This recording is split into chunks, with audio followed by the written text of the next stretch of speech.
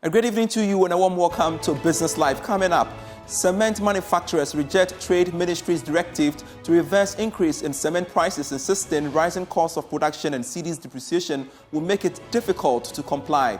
We are live with the cement manufacturers. Also in this bulletin, key stakeholders at the just-ended Threei Africa Summit push for more digitalized Africa to accelerate growth and development in the fintech ecosystem. Today, some 17 million of our fellow citizens now possess a digital ID, linking them seamlessly to the critical services they need to thrive in the modern world. We shall be bringing you a wrap of events, plus get to hear from the head of FinTech and Innovation at the Bank of Ghana shortly. Also in this bulletin, Finance Minister Dr. Mohamed Amin reveals more commercial banks have expressed interest in supporting SME growth. We're to provide more funding for them to lend to SMEs. And I also need to announce that some of the banks, commercial banks, are coming on board this initiative. And they are not just coming on board to lend money. Details of these and many more for you. Please stay.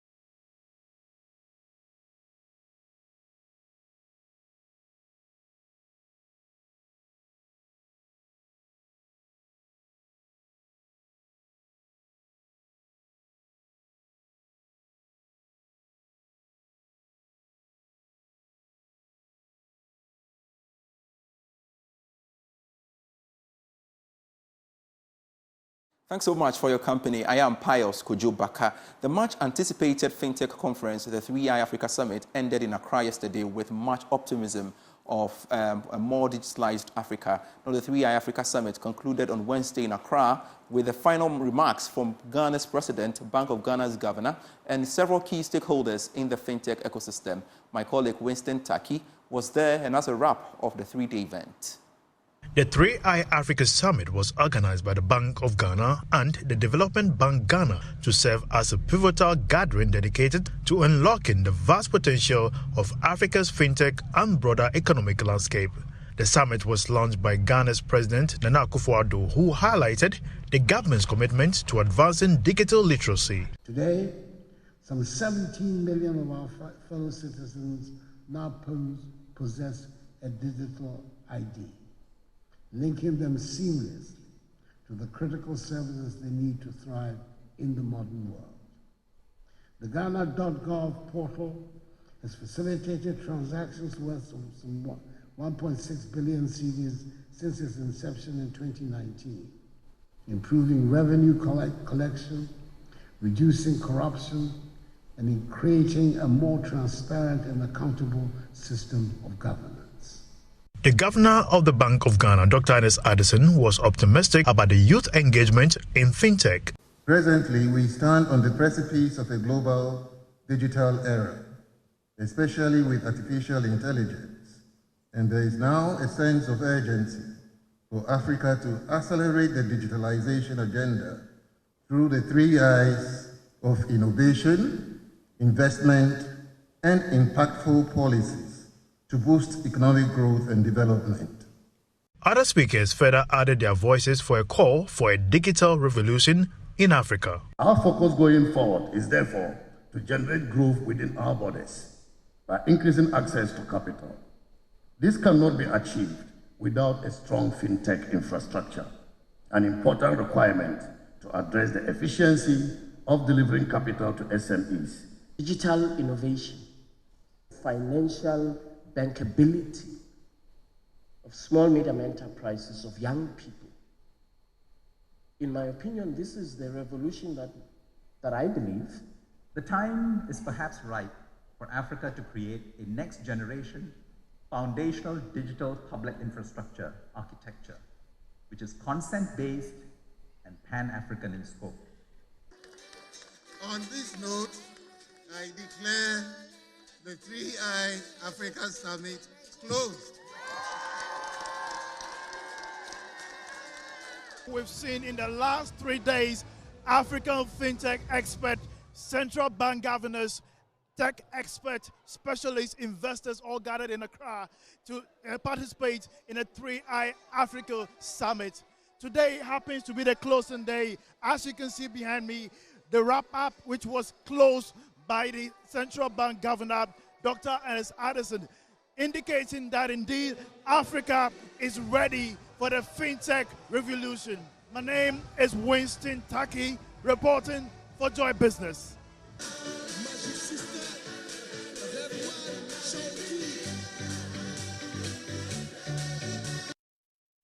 And I want us to go live on Zoom and speak to the head of FinTech and Innovation at the Bank of Ghana, Kwame Opong. And Kwame, thanks so much for joining us. And I don't know whether congratulations is in order, but it is a great time to have you. And of course, it was a great discussion that happened the 3-day event. From your perspective, from the Bank of Ghana, how will you describe the Threei Africa Summit? Business. So I think I'll describe the summit as exceeding expectations, because we set out to actually have a conference, really a summit that brought together policymakers at the country and regional level, innovators across the continent, and investors, both local and global, coming together to dialogue, not just for the sake of discussion, to agree on actionable steps forward on issues that relate to the fintech and the digital economic aspects of Africa's growth and development. And a lot of proposals and recommendations came up during the summit. One will say what happens next. I think so. I think for us, those discussions were able to zero in on not just the key things that need to be done, but also in most cases agree to commit and in some cases define roadmaps to achieving them. And that's very important. So whether it's blockchain, whether it's cross-border payment, that speaks to the fact that we as Africans are not even able to send money in between African countries to our own selves. How are we going to fully realize the goal of economic integration? So those are things that have been looked at. And even broader, I think one of the last sessions that was held was looking at the creative industry, a vastly potent industry that I think is significantly underexplored on the continent. And we learned in very clear and unambiguous ways that fintech has a way of helping enable and scaling that whole ecosystem. And so there was a lot that was agreed to and some concrete insights and actions. And Kwame, I'm wondering what happens to the recommendations and, of course, the support for the fintech space? How do we move on next? So those recommendations have already started being engaged on. I think for us as Bank of Ghana, there are a few things we have learned that we are already beginning to consider how to action to support the ecosystem to grow. And for some other countries and our counterparts as well, they've also perhaps learned similar lessons and in most cases as well shared their own lessons for which others have learned. And perhaps finally for the industry itself, there's been the opportunity to dialogue and bring their matters before the people who need to hear it the most directly. And not just from a Bank of Ghana perspective, but we had over 10 central bank governors in attendance and many more central banks in attendance at the directorial and decision-making level. So that was very important. And quickly, should we look forward to another Threei Africa Summit, maybe 2025? So our goal is to really hopefully turn this into an annual event that convenes here in Ghana, because I think we saw the interest and excitement that the visiting participants experience here in Accra, and I think we need to take advantage of that. So we hope to be able to do that. And this is where our partners, Development Bank Ghana, and the Levandi, we are looking at how to perhaps plan towards the next year but also we've already seen interest from our current supporters. Just wanted to say a big thank you to MTN, PwC, GCB Bank, Fidelity Bank, many of them, right? Many partners and IT Consortium and Sano, they've all been quite supportive. And we look forward to working with these stakeholders again, and probably more who've now reached out to support us if we are interested in hosting a 2025 Threei Africa Summit. Kwame Opong, Head of FinTech and Innovation at the Bank of Ghana, we are indeed grateful for speaking to us on Business Live. To one of our headline stories we are following up for you, cement manufacturers have indicated that they will not comply with the Ministry of Trade and Industry's directive to reverse recent price increases. They argue that the rising cost of production and cedi's depreciation will make it difficult to comply. Let's get onto the phone lines and speak to the Chief Executive of the Chamber of Cement Manufacturers, Dr. George Dawson Amoah. Thanks so much, Dr. Amoah, for agreeing to speak to us on Business Live. First off, give us some quick background to these increases and, of course, the margins that comes along with it. Well, thanks so much for the opportunity. And my greetings to your viewers and listeners. Well, like you rightly said, there is this news in respect of cement price increases. And we forwarded to you our statement. The reason is very clear. It is due to the fluctuation of the foreign exchange, which has really necessitated the increase. We actually went further to explain that, cement production is really hinged on importation of raw materials. Actually, the major raw material that we use in the production of cement is imported. It's not found in Ghana. It's actually imported. And other allied, materials or equipment or spare parts. So you agree with me that when there's fluctuation of foreign exchange, it is really a concern. And we've been experiencing this depreciation, sharp depreciation for the past 3 months, 3 months. I mean, within 3 months, we are talking about, a cedi to a dollar from 11 to 15, which you are aware. And as I've explained, the production of cement is really into the production of raw material. So that is the major reason for the price increase that we are experiencing now.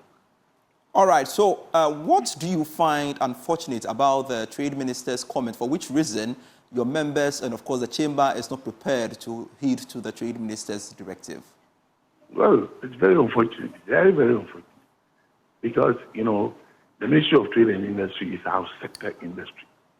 And for that matter, we can say that it's actually our mother, a ministry, where, of course, our complaints, our concerns are actually being addressed. And I can put it on record that, apart from the cement industry, we even have a memorandum of understanding that is with the Ministry of Trade and Industry because of the sensitivity and the economic implication of the cement product. So it is like an open door. There is, an open door like dialogue that at any point in time we can work to the ministry can actually also work to us. We actually dialogue on the cement production because it's really been, well addressed that the production costs leading to, pricing is very crucial, and that's why we've been engaging. So we find that this directive very, very unfortunate that the first approach was for the minister to call us, ask us, why then? And what is the justification? It's just like, there's an open dialogue. So why did he engage us? Because there is reason to every action. And of course, I don't know anybody will really think that so many marketers will just pick up one night and say, no, we want to this price. There would be a reason. And even if no one asks for that, we think our sector. So let that call us. Just said, why? I've just heard about the price increase, so maybe what is the justification? But for him, wanted us to go with the directive without any basis. Because, production is about economic, it's technical, it's engineering, it's financially. There are a lot of things that really go into production cost, which actually result in, a price. And that maybe has actually, resulted in the price. And for you to counter it, just with a directive that reverse it, without any economic reason, without any financial reason, and without even just a solution to the reason why the cement in the prices have been increased, we call it very unfortunate. The approach is just unfortunate. Fundamentally, we know the implications of these, especially the depreciation of the city on the operations. But again, the consumer gets to bear the brunt of all of these. And I don't want to side with the trade minister, but do you intend to engage the trade minister after he issued that directive to you, which of course you are not ready to comply with?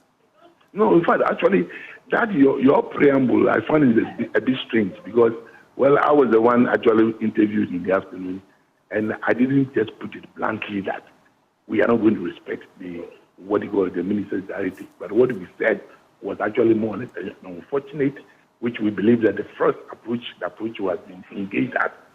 And I actually used, where the Sankofa, there is still room for the minister to call us, just to investigate or ask for the justification. But we feel and still insist, which of course I was very, very insistent on that the best approach for the minister was to engage us. And this directive it will be very difficult to comply with because we are not in a price control regime. We are not in the price control regime. And we are talking about production cost. We are talking about what really goes into production. We are talking about business. We are talking about investment. We are talking about people running, loss. I mean, like investment are not running. So it's there, like I said, economic success, social implications, their production. And of course, this is a private business, private sector. So it's been very difficult, like I tell them, very difficult for that to be compliant without it. Dr. Dawson, quickly, I want to know the way forward on this matter. Yes, are you open to engage government? Of course. I mean, it should more or less, if you call us, we can come. And like I said, there is already an open door between us and the ministry.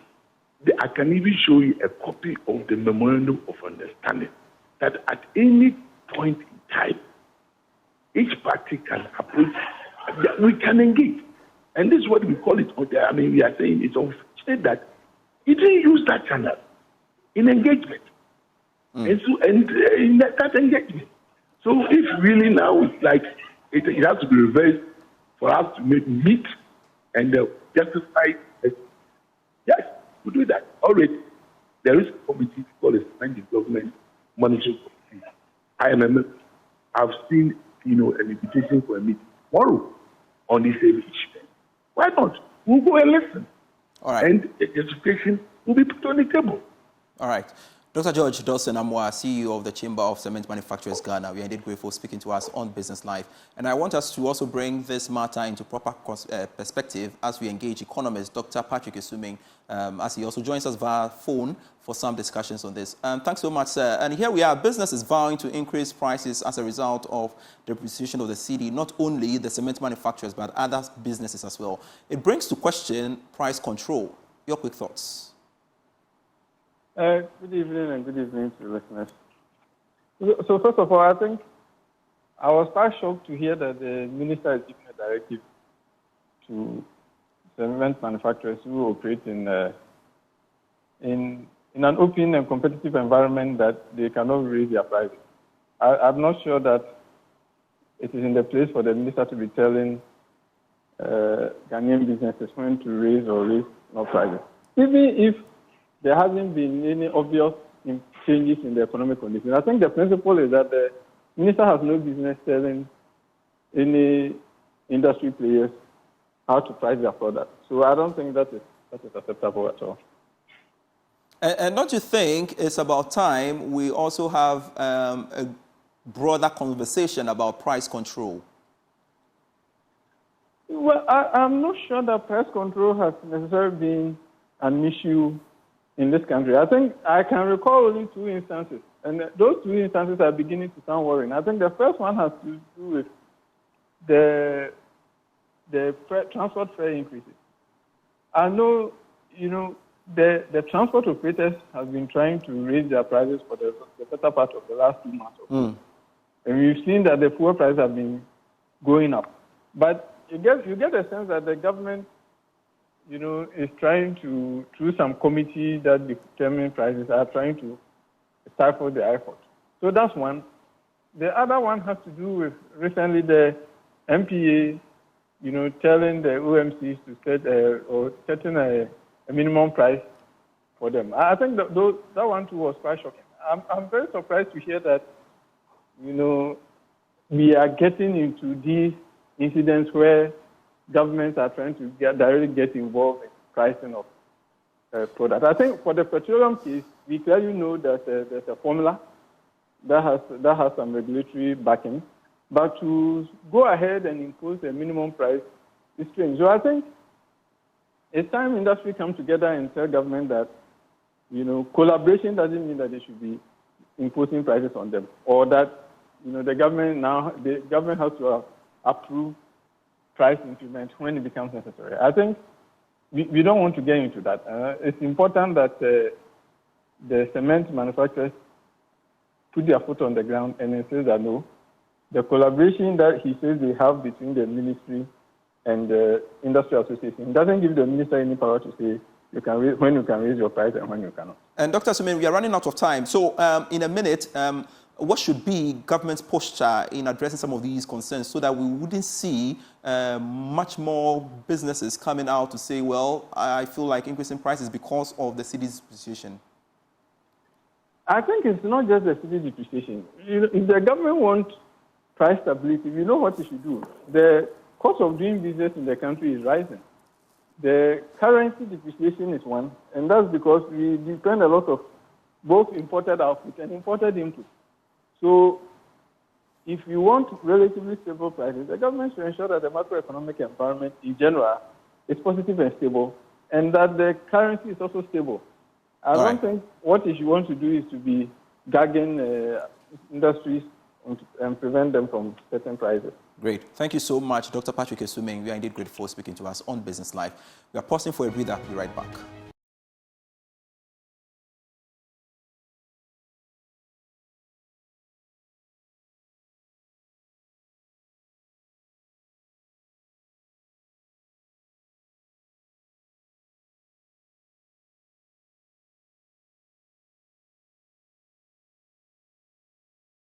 Welcome back to Business Live. Now, the Minister for Finance, Dr. Mohammed Amin Adam, has revealed that some more commercial banks have expressed interest to support government quest to support the local production of small and medium enterprises.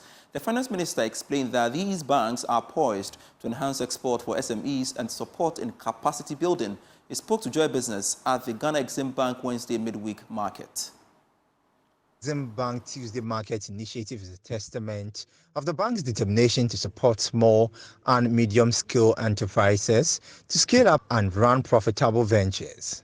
Finance Minister Dr. Mohammed Amin Adam said government is further engaging other sector players to enhance export of these SMEs. This Tuesday market, I believe, will be supported by everybody to become a permanent feature of our commercial space. It is important for several reasons. The jobs that are created through this, the opportunity to grow entrepreneurs and manufacturing businesses, then also through all this, the opportunity to grow our economy. You will marvel. You will know that Ghana is not stagnant. Ghana has developed. We have developed. We are too hard on ourselves most of the time, but we must celebrate our achievements as a country. And Dr. Mohammed Amin Adam is the finance minister, ending the bulletin here with me, Pius Kujubaka. For more stories, do log on to myjoyonline.com/business. Do enjoy the rest of our programs. Bye.